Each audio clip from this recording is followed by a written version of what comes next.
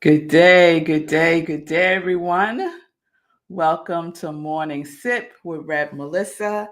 I am Reb Melissa, and this is SIP. SIP stands for Spirit in Practice, where we practice because practice makes progress. Yes, it does.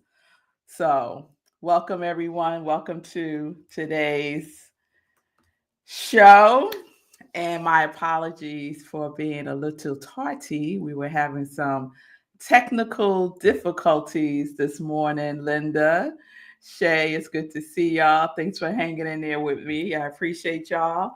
And welcome to everyone joining in for today's new series. So, I was doing some reflecting over the weekend and yesterday, and I realized that I've been on a particular, how should I put it? I've been on in a particular space, a particular leg of my journey, if you will. And I started to look back at some of the series that we've done over these last couple of weeks or so. And so I noticed for my birthday month, so those of you who know, October is my birthday month, and I celebrate all month long. And October was a wonderful birthday month of celebrations for me.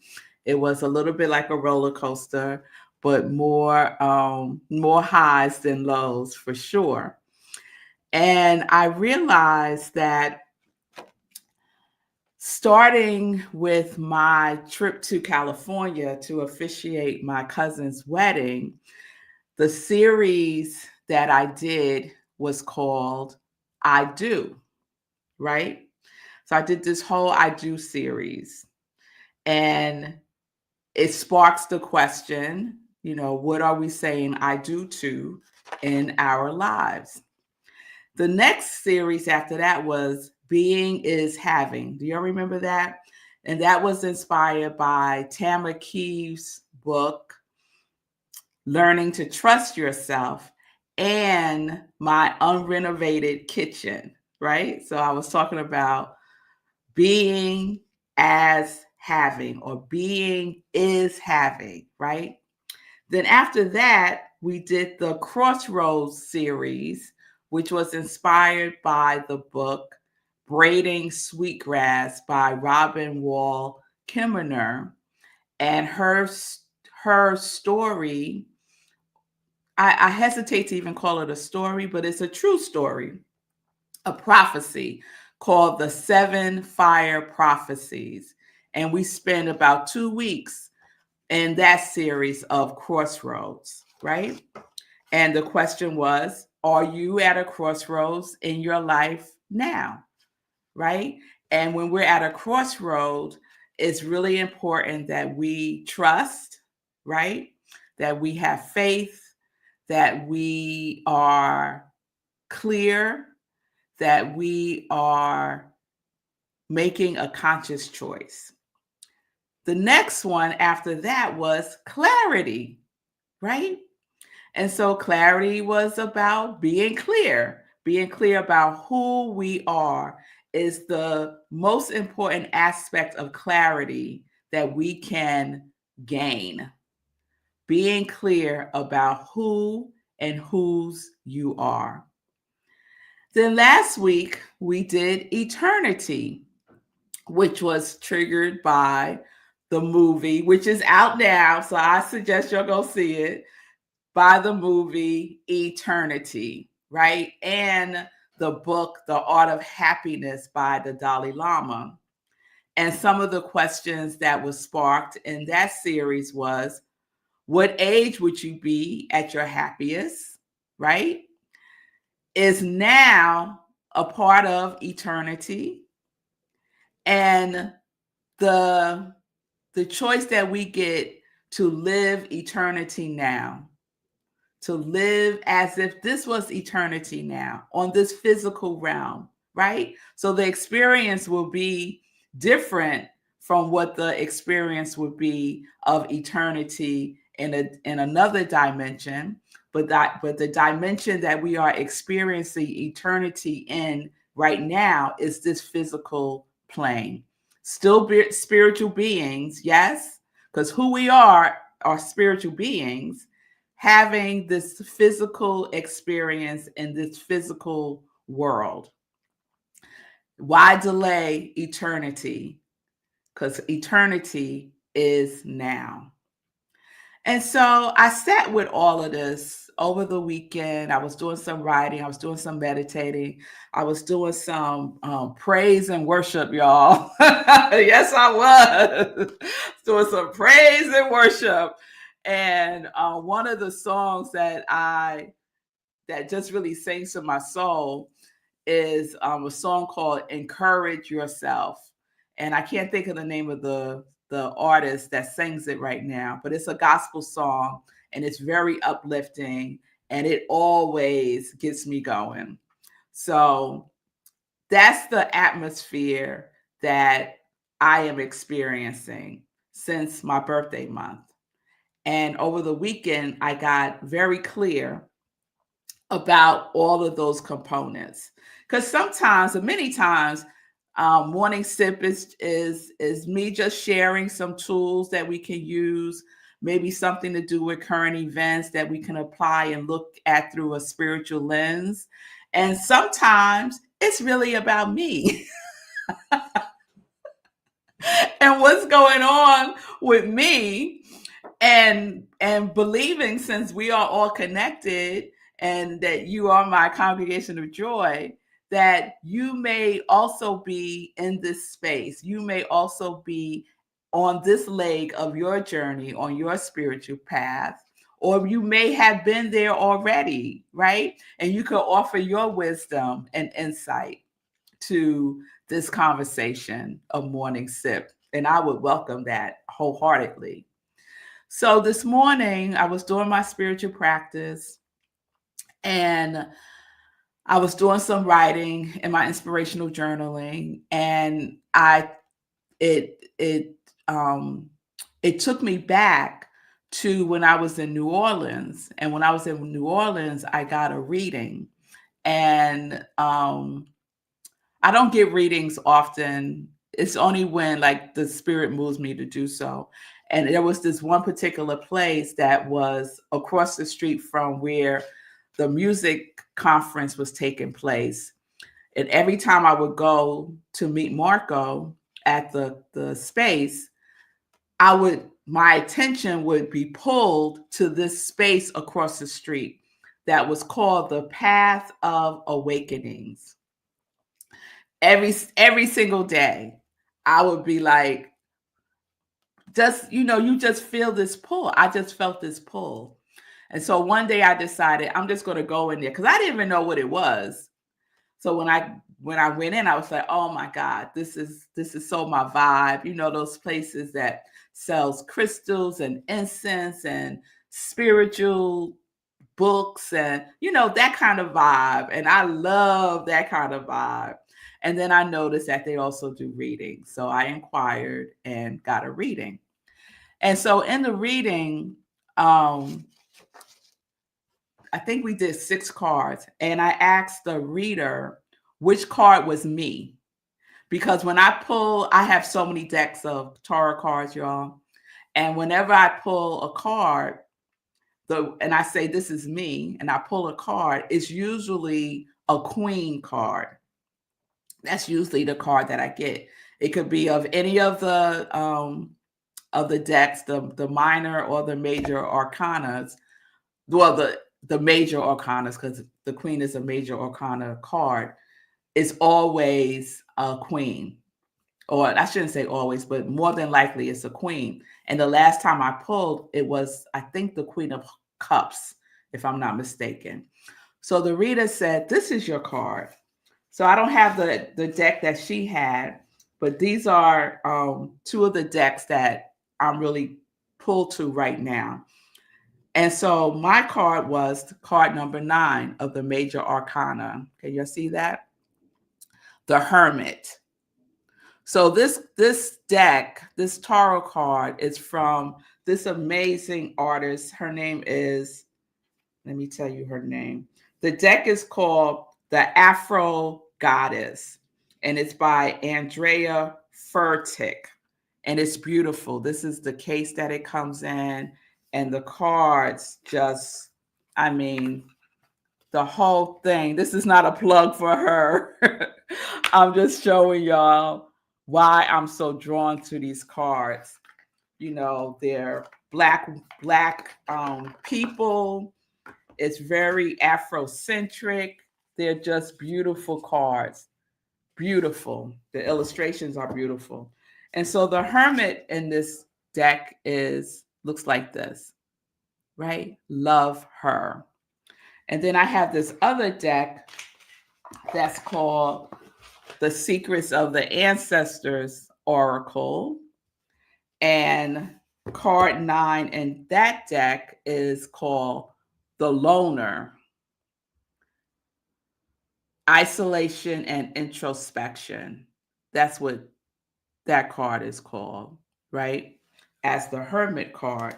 And this deck is by Abala, I might be pronouncing her name wrong, Abrams.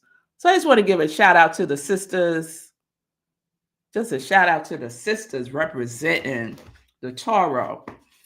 So this morning I said, that is really interesting because I have a deep desire for quiet, for stillness, and for inner peace. That's where I am right now. Quiet, stillness, inner peace. So I'm in that space, finished my spiritual practice. I'm concluding with my transcendental meditation. And I'm listening to Bob Roth. I listened to the replay this morning of Bob Roth's 5-minute talk before we do the meditation. And Bob Roth ends the meditation usually sharing a poem or a quote or a proverb or something like that. Today, this is the closing quote that he shared. And it's by a man named Pico Iyer. Pico Iyer. I'm not familiar with him whatsoever, never heard of him. He wrote a book called The Art of Stillness, Adventures in Going Nowhere. I love that. I love that title. The Art of Stillness, Adventures in Going Nowhere. And this is what Bob Roth said, quoting Pico Iyer. In the age of speed, I began to think nothing could be more invigorating than going slow. In the age of distraction, nothing can feel more luxurious than paying attention. And in an age of constant movement, nothing is more urgent than sitting still. Let me read that again. In the age of speed, I began to think nothing could be more invigorating than going slow. In an age of distraction, nothing could feel more luxurious than paying attention. And in an age of constant movement, nothing is more urgent than sitting still. And I just took a deep breath and I said, the universe always gives me exactly what I need, exactly when I need it. Because that was so in alignment with how I am feeling right now and what's been kind of percolating since my birthday month. So for me, October starts my new year. And I realized that I did not spend as much time introspectively in my birthday month, because I had a lot of external activity going on that I usually do. And it's not a coincidence, because I don't believe in coincidences. I don't believe in an accident. I believe in divine synchronicity, that this journey of these series, I do, beings having crossroads, clarity, eternity, led me to this revelation of my desire for stillness, quiet, and inner peace. That my inner hermit needs some care and love from me now. So we often think about the hermit as being alone, but that's not the purpose of the hermit.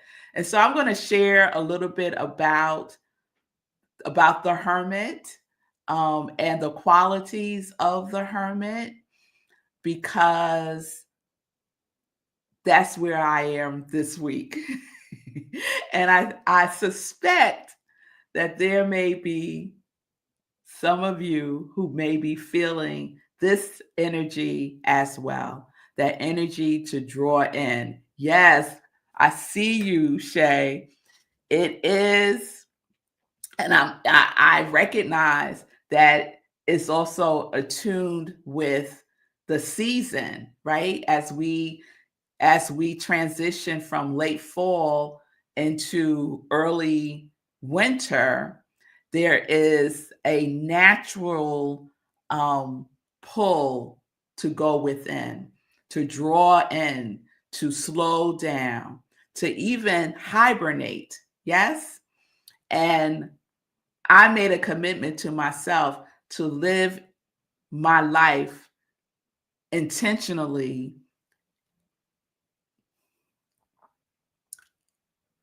following, attuning to nature, that I flow the way nature flows. So this is very exciting for me, because it is a revelation of alignment. It's a revelation of allowing. It's a revelation of listening, of tuning in, of paying attention, of honoring what is, right? So this may not be where you are, and wherever you are, honor that, right? Oftentimes we get information all around us to honor where we are.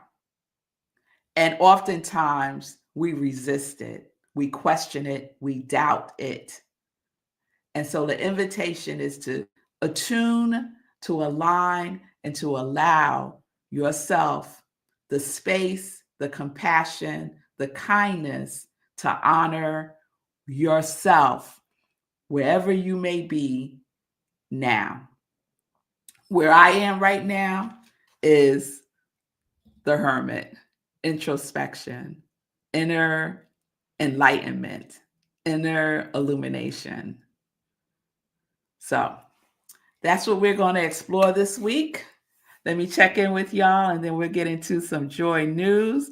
I see you, Shay, with the yes, girl. Yes. Yes. And then Shay says, I'm taking a winter break from Thanksgiving through New Year's for my beautiful introvert. Amen. Amen to that, Shay. And Linda shared, I told my husband just this morning that I have been feeling like a hermit. Yes. Yes, Linda, I know. See, y'all my people. Y'all are my tribe. Y'all are my congregation of joy. So y'all know what I'm talking about, because you're in that space as well. So it's always wonderful to be in the company of fellow hermits. So that's where we're going this week. Our series this week is The Hermit. The Hermit. All right, so let's get into some joy news, everyone. I'm only going to share one thing in joy news today, And that is tomorrow is our community cafe. It is an offering from Rockland Centers of Spiritual Living, where I am the spiritual leader. And on the third Wednesday, we offer community self-care. I like to call it self-care with company. And it's led by one of our practitioners. It's an opportunity for us to honor the inner hermit, take care of ourselves, share, receive, be. So if you would like to attend, it's free to the community. And all you need to do is show up on Zoom at 7 p.m. Eastern Time. You can go to rocklandcsl.org for the Zoom link. We would love to have you. All right, everybody. I will see you all tomorrow as we explore the Hermit and we see what unfolds. So peace and blessings, everybody. Peace and justice. We are living life in joy, connected to our yes.